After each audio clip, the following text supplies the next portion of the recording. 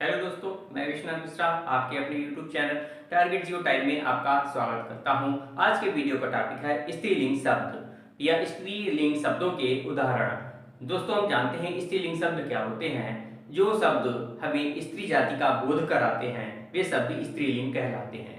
दोस्तों, परिभाषा तो नहीं पूछी जाती है परीक्षाओं में, किंतु उदाहरण पूछे जाते हैं यूपी और यूपीएससी यानी यूपीपीसीएस में। इनमें हिंदी के जो परीक्षा के क्वेश्चन आते हैं उनमें हिंदी के ये शब्द पूछे जाते हैं कि स्त्रीलिंग और पुल्लिंग के शब्द कौन कौन से होते हैं, इनकी पहचान पूछी जाती है। तो आइए जानते हैं कि स्त्रीलिंग शब्द कौन कौन से हैं। पिछले वीडियो में हम पुल्लिंग शब्दों को पहचान चुके हैं, उनकी परिभाषा बता चुके हैं और आज के वीडियो में अब हम स्त्रीलिंग के उदाहरण समझते हैं। तो सबसे पहले जानते हैं कि स्त्रीलिंग शब्द जो आ के अंत से यानी आ का अंत हो, जिनमें ऐसे शब्द ई के अंत वाले या छोटी ई, बड़ी ई के अंत वाले उ, ता और ना, ती, नि, द्वि और खा, ये शब्द जो अंत में अगर पाए जाते हैं तो ज्यादातर वो शब्द स्त्रीलिंग शब्द कहलाते हैं। उदाहरण के लिए दया, कृपा, क्षमा, शोभा,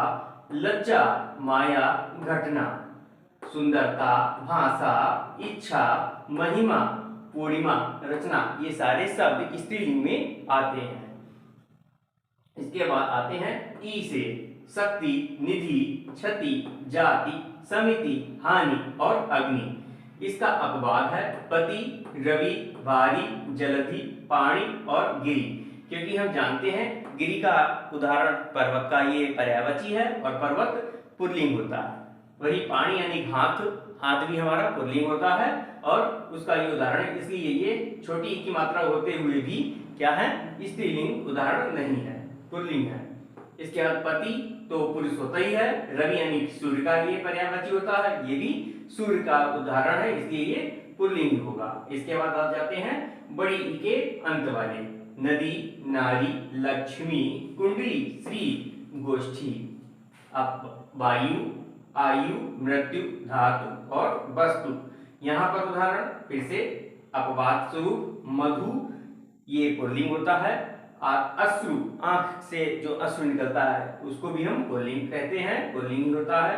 सेतु यानी कि पुल, तालु और मेरु। इसके बाद ये हरे वाले आपके अपवाद है यानी कि पुल्लिंग है। इसके बाद ता, नम्रता, लघुता, प्रभुता, नागरिकता, स्त्रीलिंग है। इसके बाद प्रार्थना, वेदना, आराधना, उपासना और याचना। इसके बाद गति, मति, रति, ये स्त्रीलिंग शब्द आते हैं। नी में हानि और ग्लानि, बुद्धि, बुद्धि कैसा है, स्त्रीलिंग शब्द है।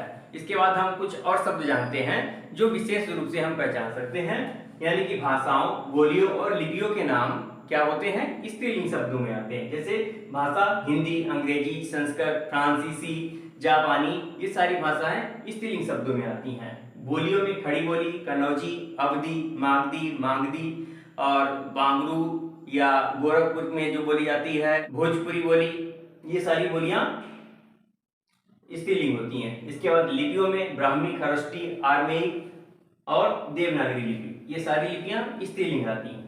इसके बाद नक्षत्रों में सारी नक्षत्र स्त्रीलिंग होते हैं, रोहिणी, भरणी, अश्विनी, लेकिन पुष्य नक्षत्र पुल्लिंग होता है, ये इसका अपवाद है।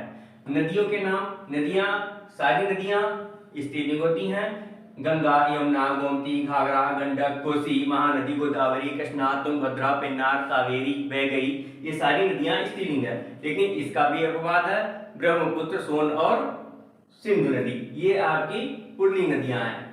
ब्रह्मपुत्र, सोन और सिंधु नदी आपकी पुल्लिंग नदियां हैं। इसके बाद नित्य स्त्रीलिंग यानी कि इनके पुल्लिंग नहीं बने हैं।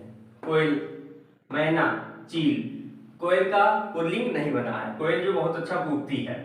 मैना और चील, इनके पुल्लिंग नहीं होते हैं, यानी कि मेल फीमेल इनका अलग होता है, लेकिन इनका नाम अलग से वर्णित नहीं किया गया है।